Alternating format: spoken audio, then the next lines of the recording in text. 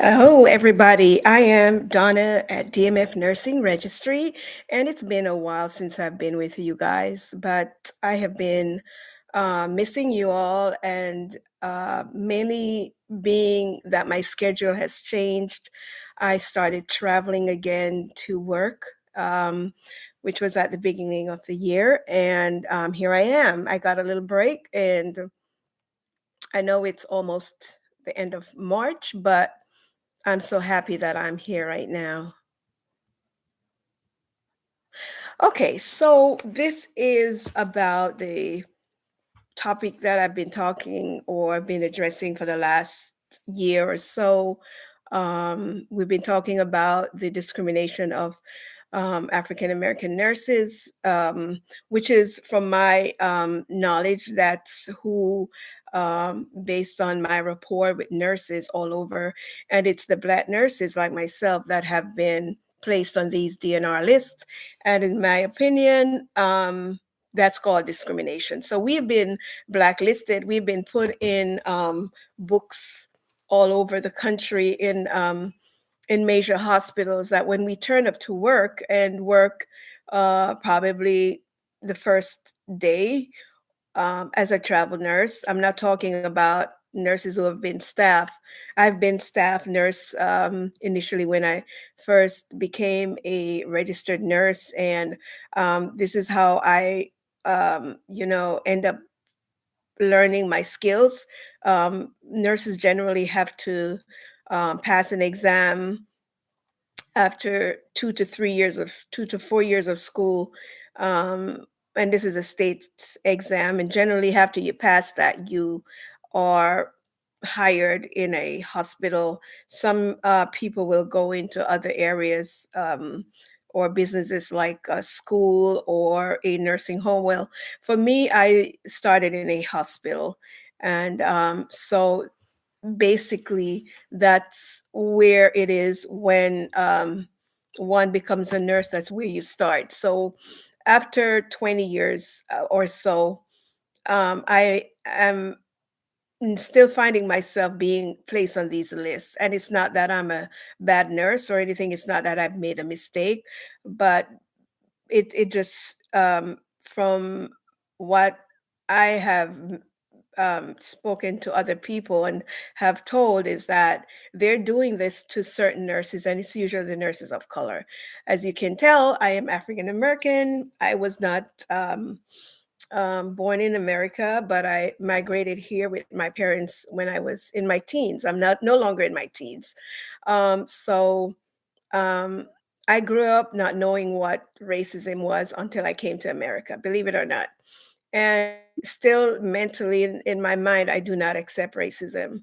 I know it exists, but it exists, you don't have to accept it. And I don't look at myself as someone who is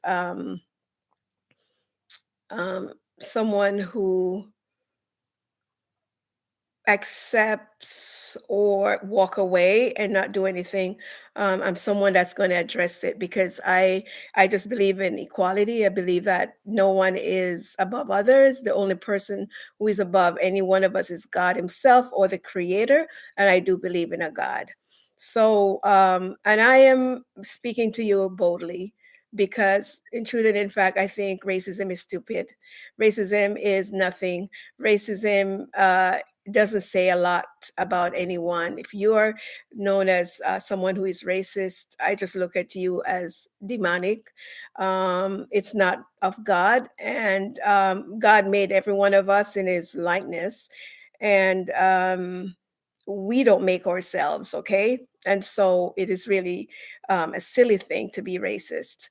So if you are someone who may have that mentality, um, something should be done. Seek counseling. Seek counseling. That's all I want to say about that. So, right now, where it stands after maybe a year or so, I had talked to my subscribers and those who often just listen about the discrimination of the Black nurses. And I'm happy to say that the EEOC right now is looking into it, and I don't know how far they look because this is everywhere. It's everywhere in the healthcare system near you, that when a black nurse gets in there in the hospital, and I'm not talking about anybody else but a hospital, I'm not talking about a school, I'm not talking about nurses working in the nursing homes, I'm talking about nurses working in a hospital near you, a major hospital near you. So they have a style where they don't like the color skin of the nurse, um, the shade of um, the skin of the nurse, then you end up placed on these do not return lists. And I believe, um, it's not an opinion; it's evidence. It's what is known. And the thing is that they all turn their backs in. When I say they, I mean those who work in the healthcare system. They know what's going on, but they turn their backs on what is really happening. And so I think the EOC is charged to investigate. And I think the EOC right now is, I don't know how far they'll go, but they're supposed to be doing the task that, or they're charged to investigate claims of discrimination. Um, Many of the nurses that have gone through this, they have, basically, they're timid. They do not want to come forward. And I am one of the few that have come out publicly in this fashion. I know some have gone to the EEOC, but the discrimination or their complaint has not been, um, has not gone anywhere.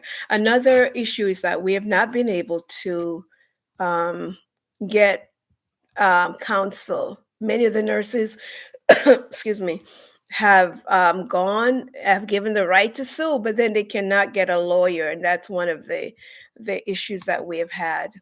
So right now, I have gotten a couple of lawyers, and there was one lawyer that dropped my case and then took on the case of a Asian nurse, which is now trending on the internet.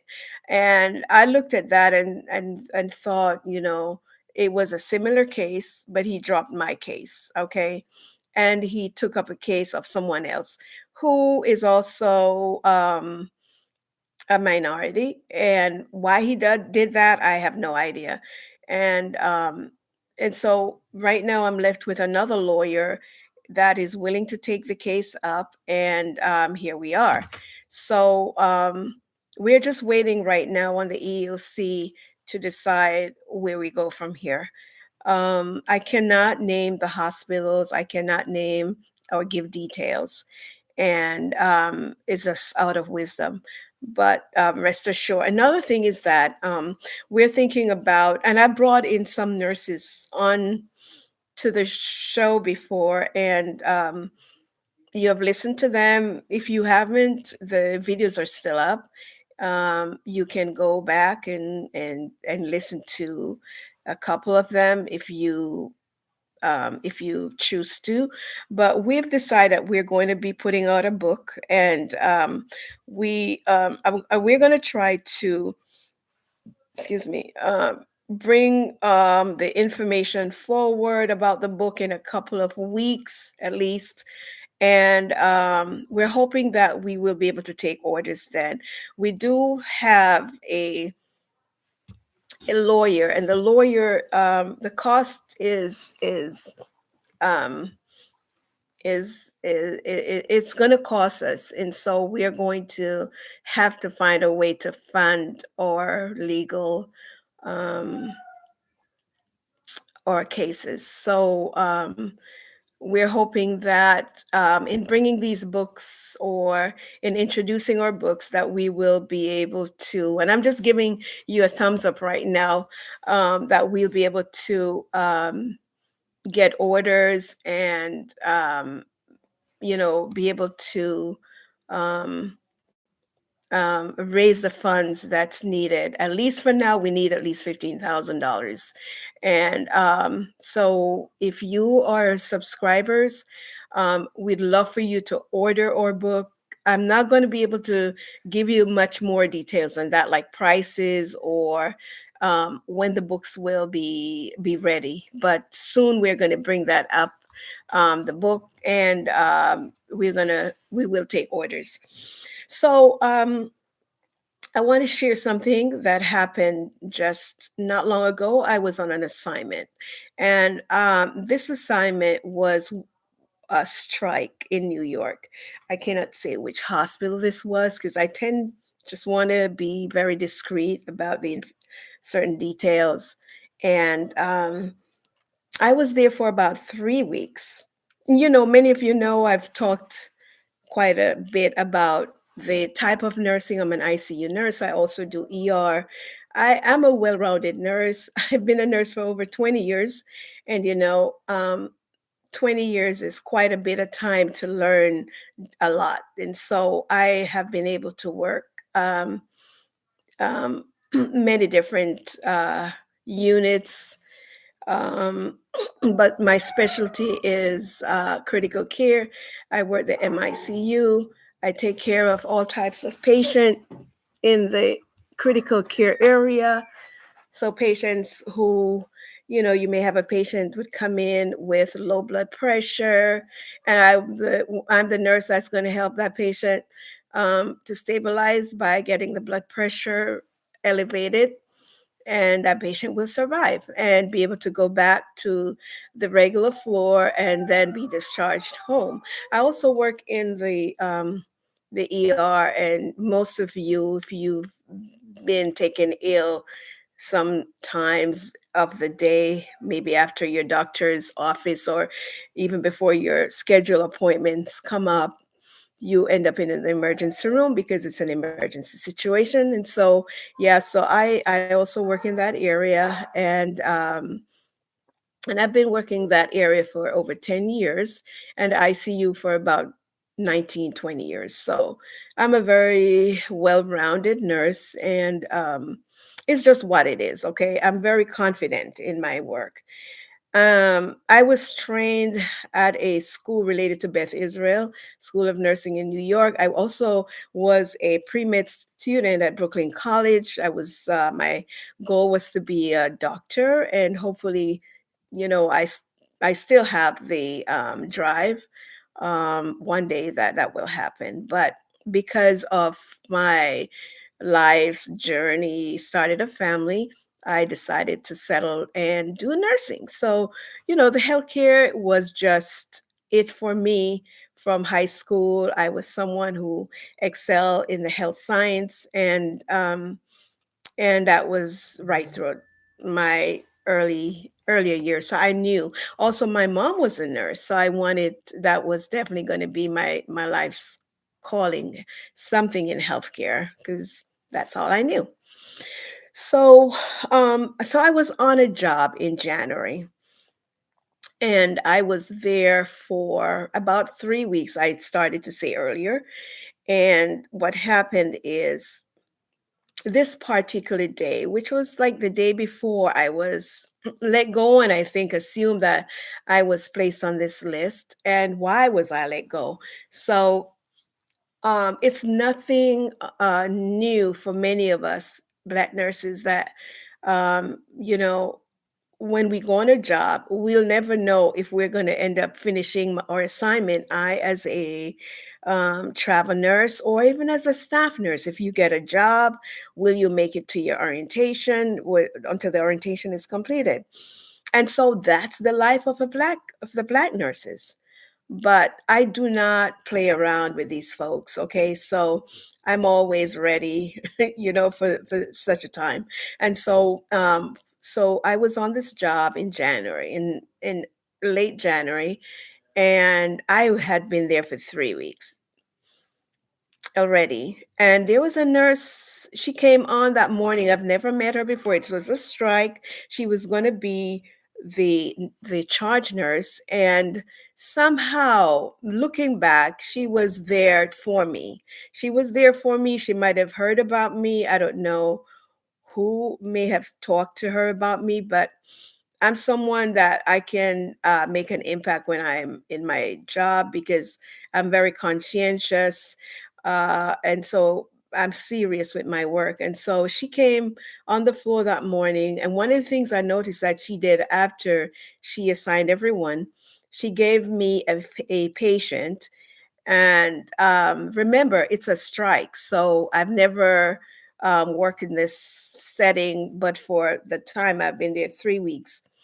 And she asked me, she assigned me my patient, and she said, This patient is going to be going for surgery at 10 o'clock." And so that meant that I had to be make sure that everything was ready to go. And at 10, I was told, okay, you're going to have to go with this patient to the area where the surgery is going to be performed. I remember this was like, maybe it was like a block and a half. I had to accompany the patient. Of course, there were other um, ancillary people like the transporter who was going to attend to the patient with me. And so we walked and we got to the area, and this was like at about 10:30.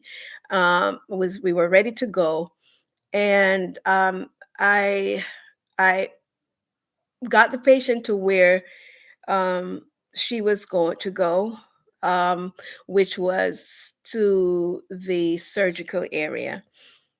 I gave the report to the nurses there, and then I returned to the floor. So when I returned to the floor, this nurse who was supposed to be taking over, she should have taken over my patient while I was away. And because I had given her the report. And when I got back, I noticed the patient who I had left in charge, to be in charge by this particular charge nurse.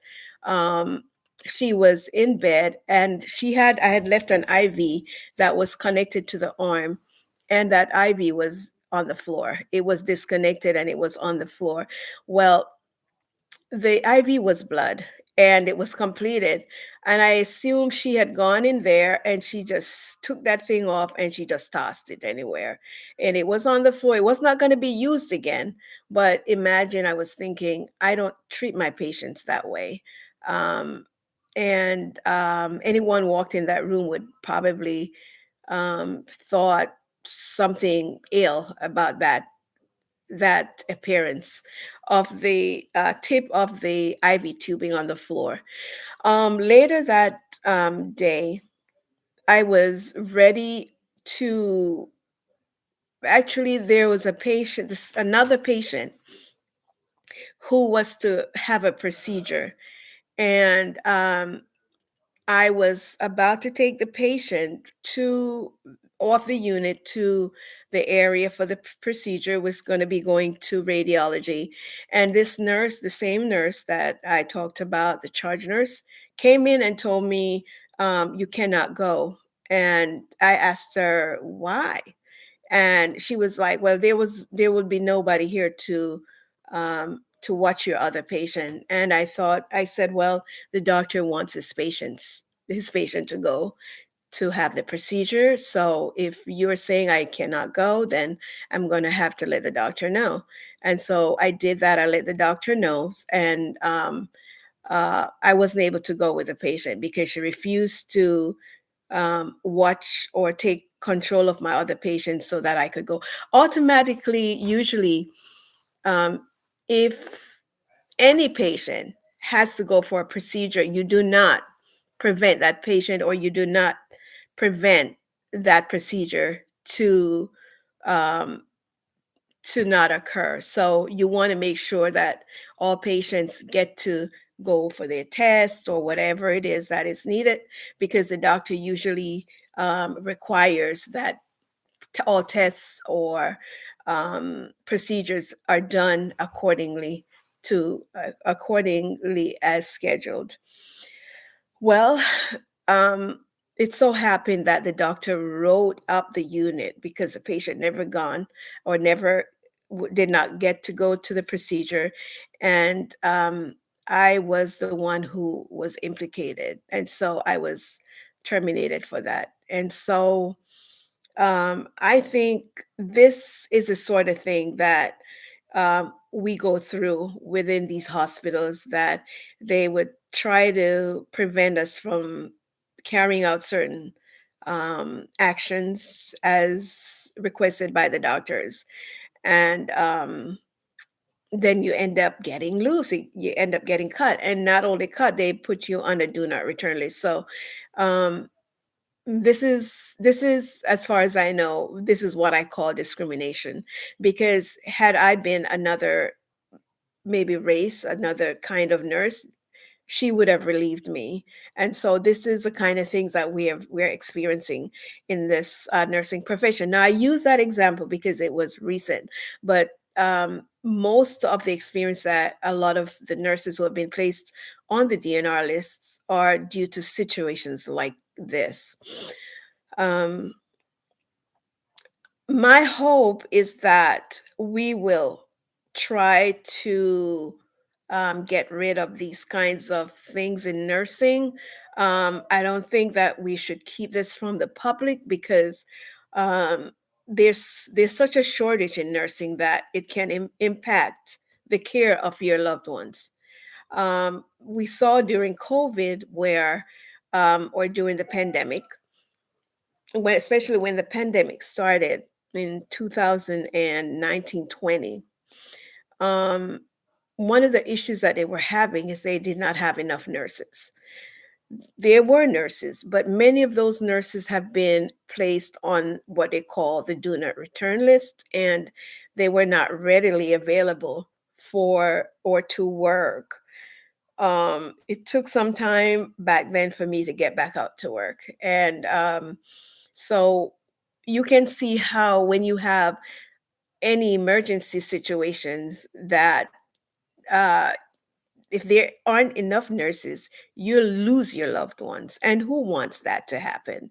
I don't think anyone would want to see that happen again. It did happen during COVID. So I'm counting on everyone, my subscriber, to share this video, and let's look forward to the book that will be coming out. Um, and if you see the book, or when I get out with the information, that you will support us. We are fighting for justice, and we are fighting for us, but it's really for all. We see that Title VII of the Civil Rights Act of 1964. You could look it up. Title VII of the Civil Rights Act of 1964 was a law that was created in reference to the discrimination of Black people during the civil rights era. And so um, it was passed during those years, when there was a struggle for rights, and for Black people, all Black people, to be able to live um, with certain rights, right? And so that civil rights still exists today, and that civil rights is was made for people of color. So we find right now that when we try to use these rights, we're not getting our justice. Those that are responsible for preventing and seeing to it that we do not get be discriminated like the way we are in nursing, they're not doing their due diligence. They're taking it very lightly, and in the meantime, our Black folks are suffering when it comes to holding down our jobs. We're not able to, because we're being discriminated against. And so right now, I am very hopeful that whatever evidence have been brought forward to the EEOC, that we will see an end to the blacklisting, and it's happening in a hospital near you. Okay, so again, thank you so much for subscribing and for listening. And I pray that I'll be able to come back hopefully soon, and talk a little bit more about what's going on. All right. Take care. God bless you.